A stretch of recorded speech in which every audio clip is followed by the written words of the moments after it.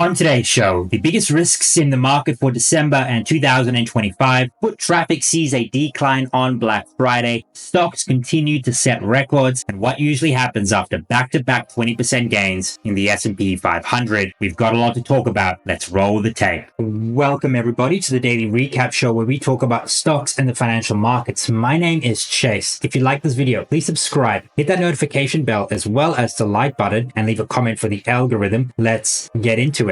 This is the daily heat map of the S&P 500, and US stocks closed at record highs on Friday despite light trading. The Dow Jones rose, the S&P 500 rose to a record high, gaining 0.6 and 0.4% respectively, and the stock market just had its best Black Friday day since the first Obama administration. And with Friday's gains, the S&P 500, Dow Jones, and small caps, the Russell 2000, each finished off their best month this year. And for the S&P 500 overall, its gain through November this year is its best year-to-date gain since 2013. Absolutely crazy. And we saw broad participation today led by Nvidia, Tesla, Amazon, Apple. Microsoft was flat, and there was some news regarding what's happening there. We're going to talk about it a little bit later in the video, but we saw gains in software. Look at industrials, consumer defenses, consumer stocks really ticking up after those Black Friday sales, but it wasn't all green, but it may as well just have been. The only loser here today was real estate, down 0.5%. Utilities were flat on the day. Other than that, greens all round, with the best performing sector being the discretionary space on the back of those Black Friday sales. But we're going to look at some data which is a little bit concerning, so very weird to see this divergence with the data I'm going to show you. Tech up 0.9%, industrials 0.7%, communication services up 0.5%. And guys, you are going to have a green day in the market when you have these big market moving sectors in the green. But it wasn't just large caps. Small caps gained today. I mean, large growth was the best performing factor segment.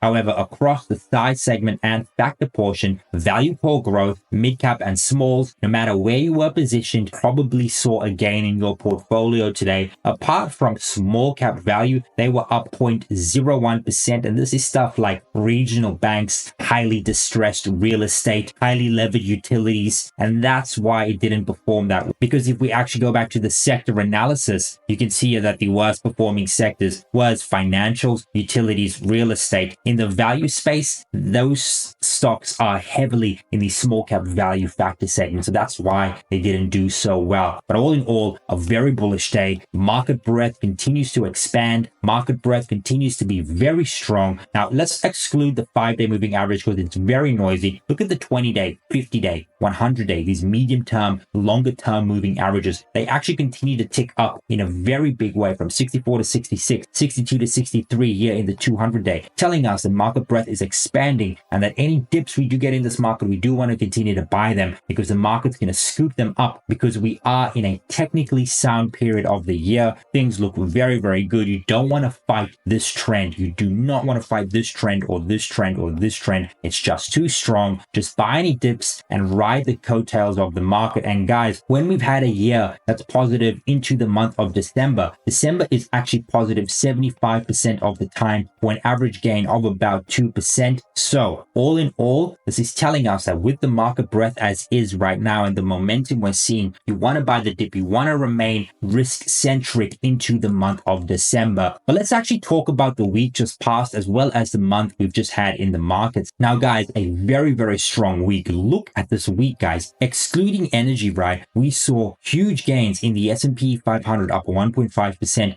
Dow Jones up 2.5%, the Russell 2000 just shy of 3%. Absolutely crazy. The best performing sectors here this week, XLY, real estate, XLP. And so maybe the pullback we saw in real estate today was just a little bit of a give back, a little bit of profit taking to cap off the week, but a very, very solid week we saw here in the real estate sector, but a very solid week across the board. But what I really want to talk about is the month. The best month for every single sector and almost every single index except the NASDAQ 100 so far this year. November was a stellar month. Look at these gains, guys. We had 2 sectors and 1 index this month produced double-digit gains. XLY, the RTY, and XLF, financials, discretionary, and the Russell 2000. And then in like 4th place, Dow Jones up 7%. In literally any other month, the Dow Jones up 7%, and it's probably the best performing index on the board. But we also saw 7% gains in industrials, energy, communication services was up nearly 7%. The S&P 500 gained just shy of 6%. The XLY, technology, real estate up about 5%. Utilities, staples, 3.94, 3.8%. And then materials up 1.49% for the month. By the way, that's still a great month of trading. And the worst performing sector here was healthcare, especially on the back of that Trump victory. You can see here that healthcare sold off on the Trump victory and the broader market actually rallied after the election. Very, very interesting to see those dynamics. And you can tell stocks like healthcare and materials won't bode too well under a Trump presidency. That's why they were pretty much flat in what has been a very, very bullish month, especially when you look at the S&P 500, the barometer for the market up 5.98%, and the RSP actually beating the S&P 500 this month. However, guys, there are still risks to this market. One big risk that reared its head today was actually Microsoft. It was down at one point, down 0.8% for the day, and that had to do with some news that broke late Wednesday that the FTC, the US Federal Trade Commission, has opened a broad antitrust investigation into Microsoft's software licensing, its cloud computing business, and a couple of other things. So the FTC throwing shit at the wall and see if anything will stick. Now, many people came out and said they're not really surprised they saw this and that this is not really going to go anywhere, but there is that regulatory overhang and it is going to affect stocks. Look at what happened with Google, right? So I think just the sentiment around this could really affect large cap performance into December, into 2025 as well. And another risk in this market right now is actually department store foot traffic on this Good Friday. Now, I don't know if these are verified sources and how they get this data this quick. Nonetheless, we have the data and foot traffic declines in major department stores. This is to 2024 versus recent years. And look at foot traffic versus 2023, guys. We've seen declines across the board, except in Nordstrom. They saw a slight uptick. This was again in contrast to 2022, where we saw further declines. So this 2023 number is a decline on the overall 2022 number, as well as the 2021 number, where we actually saw Nordstrom gain a little bit of foot traffic versus Macy's as well. All in all, this is not really looking good for overall department stores. Nonetheless, you do have to understand that since COVID, we have really seen a push forward into online Black Friday sales. A lot of the Black Friday sales happen like 2-3 days beforehand online, and that could be the reason why there's less department stores. I really want to see how this is going to be inflected in retail sales, because when we look at something like Best Buy, they actually reported like a 5% increase in comparable sales in the month of November. So I want to look at the retail sales data for this month, and particularly for the week, rather than foot traffic, because this may look bad, but online sales might cover the difference. Let's hop on the charts. And today was simply a risk on day. The S&P 500 up 0.56%. The NASDAQ 100, the best performing index, up 0.9%, despite what we saw with Microsoft. Very, very interesting. All in all, a great day for equity. Small caps gained, equal weight gained, the broad market gained. Mid caps were actually the worst performing, up only 0.07%. But all in all, it was risk on fever. And the movement today was supported by the move in yields, a down move in yields. The 2-year, 10-year, 30-year yield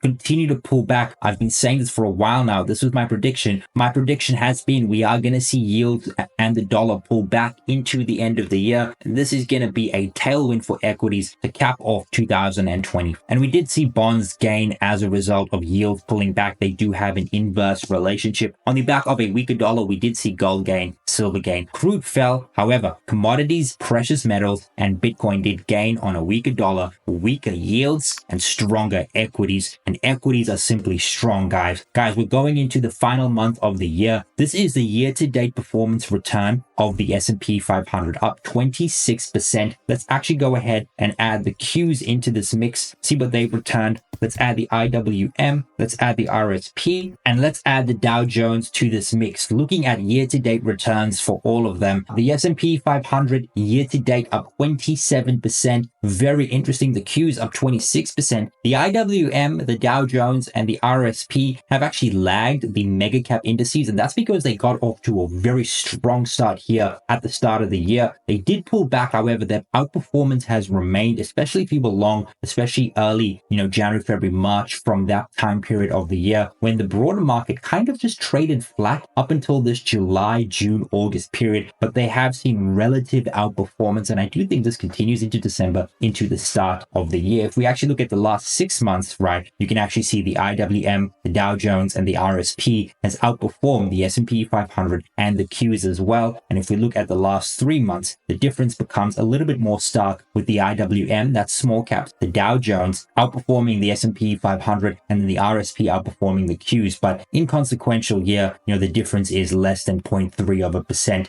But the outperformance in the Dow Jones and the Russell 2000 actually kind of huge. But looking at the S&P 500 more specifically, what can we actually expect? Well, I think we can actually expect higher prices into December. I think we will move higher, probably to the 6100 area for the S&P 500. Now, we actually pretty much went and hit the core resistance. We didn't see a move up in the core resistance, telling us that we probably see asymmetrical downside, and we did see that with a little bit of selling this wick at the top. If we just hop on the daily chart, see what we did on the day, we pretty much rallied up until we got to the core resistance, right? And then we saw some selling here. Maybe that was just a bit of a risk off into the weekend. Maybe it was the low volume. Nonetheless, we did see some selling that did coincide with selling at the core resistance. And that is one risk factor. Maybe to start the week next week, we could see a little bit of a pullback, especially if the core resistance doesn't move up. That could be a risk factor. However, if it does move up to the 60-75 area or the 6100 area, that probably means tangible upside for the S&P 500. Right now, I wouldn't fight this trend, and any dips we do get, we want to be buyers of those dips, because when we look at the market, we look at the weekly chart that closed, that's a new weekly all-time high. That's a new daily all-time high as well. And we look at the month, a new monthly all-time high. All of these charts look very, very bullish. Look at this: higher highs, higher lows, new all-time highs. You do not want to fight this trend, guys. And even if you do look at valuation concerns, valuation has never been a reason to sell, and valuation has never derailed a bull market. There has to be something external, maybe like a policy error, maybe something on the geopolitical front, maybe something the administration brings in. But valuation is not going to be the reason this bull market gets derailed. Okay, there's going to be an external factor, and until we actually see that external factor, which I do think comes sort of at the start of 2025, until that external factor hits, you want to hold equities, you want to hold risk, and you just want to ride the coattails of this bull market. I've just been holding my stocks, Paycom, PayPal, right? All of my ETF holdings, Visa, Meta, and they've just been rallying. It's just been a very, very solid ride, gaining 1 to 2% every single month in the portfolio. That really does compound at a very high clip. But all in all, for the S&P 500, let's say to start off next week, based on where we are, if the core resistance doesn't move up, guys, that means we do see probably a little bit of downside. But if we do get the core resistance moving up on Monday, that probably means we go to the 6100 area from the 6000 level. And if we do get a pullback, let's say to the 6000, the core resistance does move up. That's a 100-point upside for the month of December. Very, very solid. That's probably like a percentage point and a half. And seasonality tells us we probably do get anywhere from 1 to 2% returns in the month of December, given the strength we've seen in this rally. So you do want to continue to hold risk. Looking at the NASDAQ 100, I think the NASDAQ is going to power the gains into next week. Like we saw today, we saw underperformance in the S&P 500. The NASDAQ powered the gains. It actually beat small caps, and I think we're going to see that next week. I think we're going to see the NASDAQ 100 rally and then the S&P 500 and IWM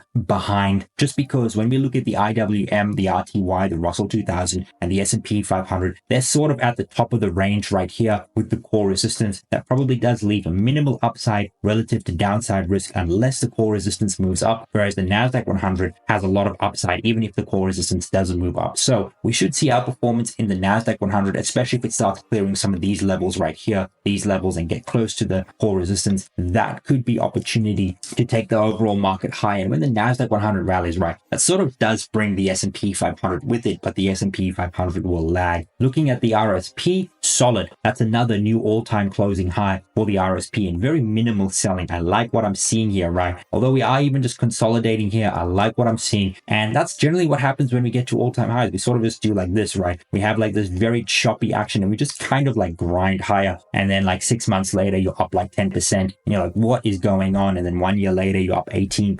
20%. And you're just like scratching your head. And it's like, yeah, those small, higher highs, higher lows really do add up, especially in a bull market with favorable fundamentals, earnings, and a favorable macro. All in all, guys, equities look poised to go higher. Equities look very, very good. I mean, everything just looks technically sound. Look at the IWM. This is the weekly chart for the IWM. This was the 2022 horror show. Once we exited this ride, it's just been higher highs, higher lows, all-time highs on the daily, weekly, and monthly charts, and you just can't derail anything. You can't really say anything against this market. It's been a very solid market. It's been a very strong market, and I continue to favor risk equities in the month of December, guys. Risks are building up. Don't get me wrong. There certainly are risks in this market. However, those risks will only materially affect the market in 2025. I keep talking about it now because I want you guys to be prepared for what's to come. So there are risk factors. However, in the here and now, it's not going to do anything to derail equities. Let's ride the seasonal coattails of a bull market and see how high we can go into the end of the year. Guys, my thoughts on everything: buy risk, S&P 500, NASDAQ 100, Russell 2000. Diving into sentiment, this is the AA sentiment survey. And guys, while we still see elevated bullish sentiment, what we have started to see is finally bearish sentiment is above the bullish sentiment votes. Very, very interesting. And I think this has to go with everything we've seen with the Trump trade, particularly the market trying to discount what economic policy, foreign policy is going to look like in a Trump administration, coupled with everything we're hearing from the Fed, the earnings picture, the rates, yields, and everything in between. That is why we are seeing bearish sentiment tick up in a very, very big way. However, bullish sentiment still relatively elevated. The average since the start of the AA sentiment survey is about 33%, but you can't deny the fact that the bears are really starting to take a stand, especially in the sentiment metrics. Definitely something to watch, but also something that we have to pay attention on a week-to-week basis, guys. Things are getting very interesting in the market. And let's talk about seasonality. Now, guys, the S&P 500 has had 2 up years of greater than 20%. Very, very rare to see that. We've only had about 8 instances when that has happened since the 1950s. Back-to-back 20% returns isn't a reason to get bearish. In fact, there's been 8 other times when stocks have gained 20% and the year after has actually seen solid returns. In fact, of those 8, only 2 other times did we see down years: 1977, the inflation scare, and then the year 2000. We all know what happened there. 7% and 9% down respectively. In every other single instance, the third year gains was actually very, very positive. Almost double digits in every single instance except 1956 and 1984, with the average return being 12.3%. So when you see the price targets that analysts are showcasing right now, looking at year-end 2025 price targets of 7,000, 6,700, 6,600, that does represent anywhere from 10 to 12% upside from where we are right now. So there is some truth to the madness. Looking at general seasonality, these price targets do make sense, but you do have to take price targets with a grain of salt. However, when you look at the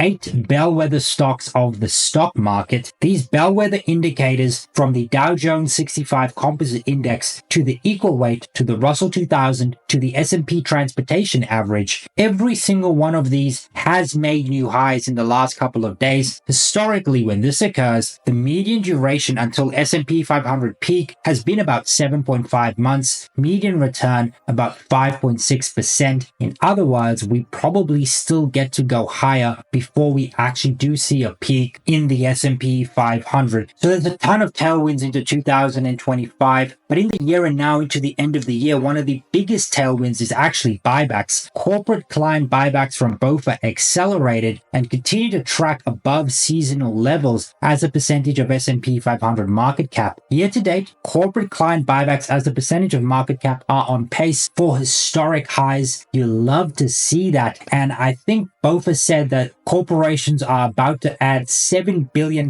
in buybacks throughout the month of December. Huge, with almost everything at all-time highs in the S&P 500. Where do you find value? And if you want to look outside of the US, value can be found looking at the stock 600 valuation. It's behind its recent average. You do get great companies out of that. Stuff like ASML, LVMH, SAP, Nestle, only trading at a 13.2% price to earnings. And when you look at it compared to the US, Europe's discount to the US is especially large. And even when you weight it equally to the US sector weights, in other words, technology having the highest sector, you still see Europe trading at a very, very deep discount. But for those of you that don't want to own Europe because there's a ton of geopolitical concerns, regulation concerns, and Europe, let's be honest, not the greatest of investments in recent history, you want to stick to the US, I highly recommend you look at mid caps and maybe potentially small caps. Guys, I've been saying this for a while, but small cap quality and mid caps are where you want to be. If we just look at these price differentials, right? Mid caps year to date have returned 20%. Okay, so there could be a catch-up trade relative to the S&P 500. If we then look at the 2025 earnings growth, we see 14% growth for the S&P 400, 14% for the S&P 500, but the S&P 400 mid caps, these guys right here, are trading at a significant discount to the S&P 500, 17 times versus 22 times. And if you really want to play the alpha, look at the Russell 2000. Yes, it's trading at a pretty high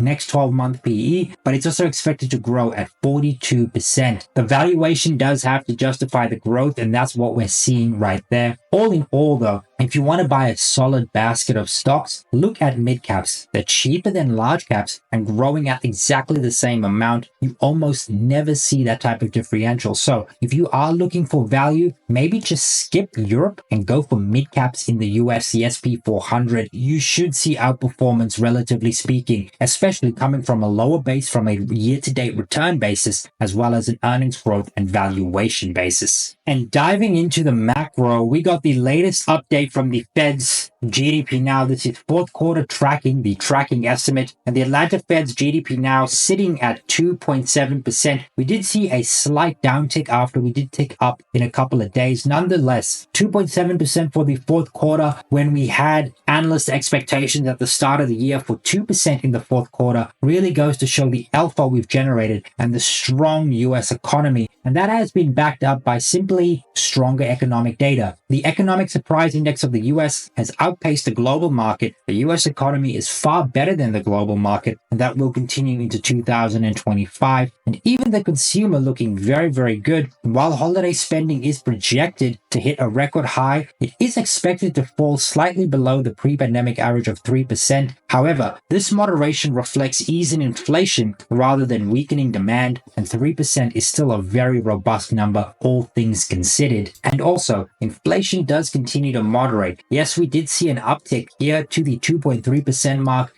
in yesterday's PCE data print. However, the market largely expected that, and that mostly has to do with base effects. But over the next 3 and 6 months, we should see PCE to moderate to the Fed's 2% target. And looking at next week, we still have a couple of big names, a couple of big software names on the earnings front. The biggest being Salesforce, then Synopsys and Marvell. That's a very big semiconductor company. We also have a couple of discretionary names, Lulu, Ulta Beauty, as well as HP. On the software front as well, we got Viva, Zscaler, and then we have Pure Storage. That's a REIT. Very, very mixed week of trading. Not a huge market cap week, but definitely the software sector as well as the discretionary sector definitely going to move the market, particularly in apparel with Lulu, Ulta Beauty reporting, Brown-Forman as well. They own the brand Hennessy. So a very volatile week coming for earnings, not for the whole market, but for specific sectors. And then looking at the data, guys, data ramps up. We kind of had a light week this week of data. So we kicked Monday off with PMIs. We have manufacturing PMIs, very, very big data print, really going to set the tone for the week. Then Tuesday, we have JOLTS openings. So we have employment data this week. And then Wednesday is when things get going. We also have ADP employment. We have Fed speakers throughout this week. And we also have the composite and services PMIs and factory orders on Wednesday. That's a big day of data on Wednesday. Then Thursday, we have the balance of trade, exports, imports, and initial jobless claims. The lightest day of the week is here on Thursday. Then Friday, we have non-farms, the unemployment rate, average hourly earnings month over month, year over year, the participation rate, University of Michigan sentiment, and then Fed Dali speaking on Friday as well. Huge factory and employment data prints coming next week, along with some pretty heavy earnings, especially the software space and discretionary space. So it's going to be a very big week next week, coupled with us starting the first week of the final month of 2024. Guys, things will get volatile. So subscribe. And if you've made it up until here, thank you so much for watching. If you like this video, please subscribe, hit the notification bell, as well as the like button, and leave a comment for the algorithm. Cheers.